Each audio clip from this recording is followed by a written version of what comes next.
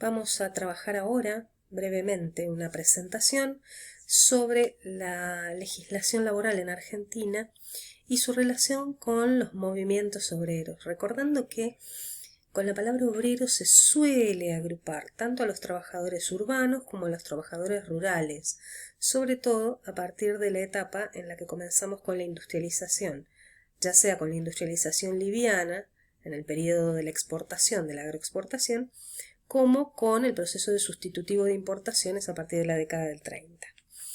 Vamos a ir viendo entonces esta presentación y yo les voy a ir contando algunas cuestiones. Primero nos vamos a situar en el siglo XIX, con esta incipiente industrialización que tenía que ver con la exportación de materias primas y de productos derivados.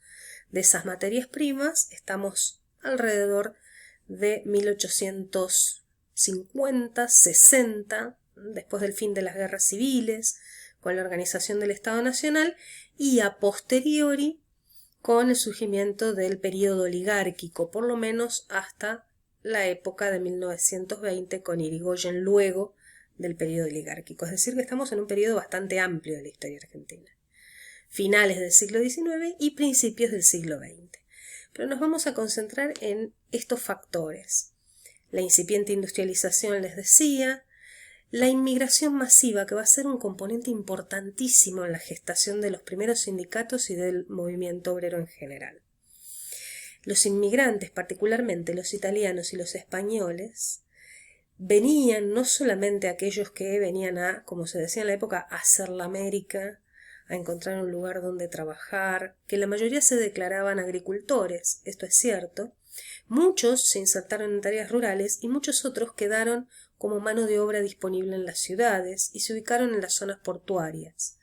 Ahora, todo este periodo de inmigración masiva hizo que conjuntamente con los inmigrantes vinieran también las ideologías y vinieran también las primeras experiencias de organización obrera que se habían gestado en Europa a principios del siglo XIX. Esto dio lugar a la formación de las primeras organizaciones obreras en Argentina, muchas de ellas lideradas por inmigrantes. Ahí les puse yo 4 de los grandes hitos de estos primeros sindicatos. En realidad no se imaginen un gran sindicato, sino agremiaciones pequeñas, que es el gremio de los gráficos, de los trabajadores gráficos, 1867, ven ahí el de panaderos, el de maquinistas y fogoneros de ferrocarriles, que es muy interesante, porque el gremio se conoce como la fraternidad, se fundó en 1887, y en realidad ¿saben qué? Son los primeros que van a obtener en 1915 un sistema jubilatorio, un sistema de pensiones y jubilaciones específico para ese gremio. Y luego la Federación Obrera Argentina, ¿sí? FORA, que va a tener 2 fechas de fundación, ahora les voy a contar por qué. En 1890 se agrupan esta Federación de Obreros de la República Argentina, por eso el nombre, con grupos de anarquistas, fundamentalmente italianos y españoles, que creían que la resolución de los conflictos obreros tenía que ver con la resolución violenta, con la huelga, la toma de fábricas, la toma de lugares de trabajos y en lo posible, sobre todo los anarquistas, las bombas. Recuerden que en toda esta etapa va a haber un gran movimiento de violencia vinculada con el anarquismo en Europa y en Argentina también, lo que va a motivar, por ejemplo, la ley de residencia que los expulsa a los anarquistas del país. El otro sector de FORA era el sector socialista, mucho más pacífico, que abogaba por las reformas laborales llevadas adelante a partir de el nucleamiento en partidos políticos, la idea de generar, digamos, un partido socialista, que de hecho se lo va a fundar Palacios en este mismo periodo, en 1891, y que a través de la inserción política del socialismo se logran los cambios y los beneficios para los obreros. En principio se pensaba para los trabajadores urbanos y luego se hacía un poco más tarde extensiva a los trabajadores rurales. Me interesa que miren la cantidad de huelgas que empezaron a realizarse. Por supuesto que eran huelgas ilegales, reprimidas violentamente porque no tenían ningún sustento de legislación. Las huelgas estaban prohibidas, en realidad no estaban prohibidas, eran de hecho ilegales, al no haber marco normativo que las regulara o que las amparara.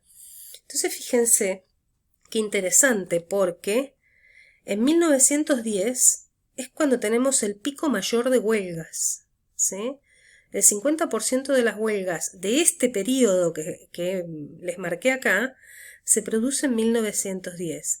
Mientras que en 1874 teníamos una huelga, para 1910 tenemos alrededor de 200 y pico o más de huelgas, ¿sí? Esto es muy interesante pensarlo porque viene a la luz de todas las transformaciones que está viviendo la Argentina durante este periodo. Y es por eso que me interesó ponerles, por ejemplo, estas fotos. ¿Se imaginan ustedes estos gremios? Miren lo que eran los gremios en ese momento. Y también les voy a mostrar otra cosa, pero esta tengo que ampliar la cámara. Miren, no sé si alcanzan a ver.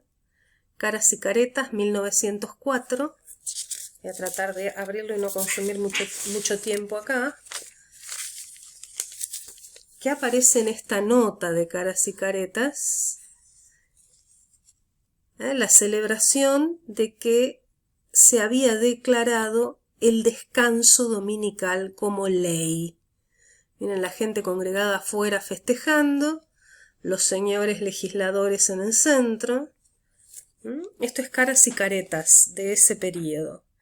Vamos a continuar viendo imágenes. Se me pixeló un poco, pero esta es una huelga. Miren qué organizaditos, qué prolijos, con traje, con sombrero, ¿no?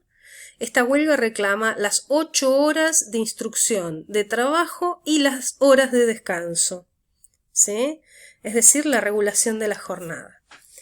Vamos a hacer un pantallazo en esta presentación de las principales leyes laborales que tienen que ver con esta sindicalización. Es decir, todo lo que dijimos antes respecto de los gremios que se fueron formando, ustedes tienen que pensar que la oligarquía, sobre todo en el periodo oligárquico, que es el que estamos viendo por el momento,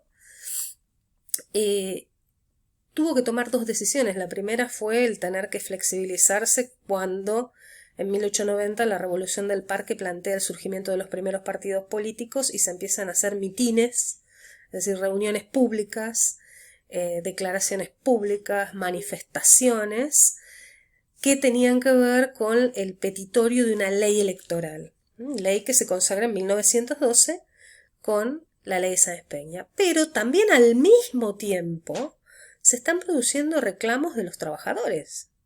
Y tenemos todas esas huelgas que vimos antes. Entonces había que cubrir eso generando una legislación protectiva. En principio, en 1905, tímidamente comenzamos con la ley de descanso dominical que recién les mostré en Caras y Caretas el festejo. En 1907, la regulación del trabajo de menores y mujeres, que era uno de los grandes temas de los reclamos en los sindicatos, particularmente por los socialistas, ¿sí? En 1907 también hay un hecho importantísimo, que es que el gobierno oligárquico asume al trabajador y a los problemas del trabajador como un tema propio de Estado. Y entonces crea dentro del Ministerio del Interior una repartición que es el Departamento del Trabajo, con un funcionario que se va a dedicar a analizar esos problemas. Esto es interesante por una figura que van a ver luego, que también tiene una legislación importante, anterior pero importante, y es importante porque en 1943 eliminan el Departamento del Trabajo y crean un nivel superior de la administración pública, que es la Secretaría de Trabajo y Previsión. ¿Se acuerdan ustedes que ese cargo lo ocupó Perón? El Departamento del Trabajo hace una labor de rastreo, de negociación con los sindicatos, pero aún así todo esto es insuficiente, falta mucho por cubrir. Interesante porque en 1915, por la presión del socialismo y sobre todo por los empeños de muchos de los seguidores del socialismo, entre ellos Alfredo Palacios, se crea la Ley de Accidentes de Trabajo. Esta primera Ley de Accidentes de Trabajo, que no es la que está vigente, Pero esta primera ley de accidentes de trabajo es interesante porque presenta por primera vez el principio protectivo, lo enuncia, implícito, al decir o al considerar que el empleador tiene la responsabilidad sobre el trabajador y sobre lo que le ocurra al trabajador durante la vigencia del periodo de las horas de trabajo.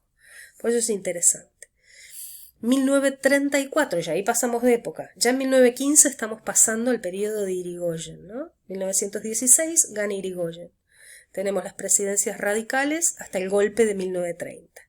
1934 estamos en plena década infame, ley de indemnizaciones, renuncias y despidos. Interesante para lo que es ese periodo. Uno de los personajes importantes de esta etapa es Juan Vialet Macé. A mí me parece súper interesante que lo conozcan, porque es realmente un personaje. Miren todo lo que ha hecho.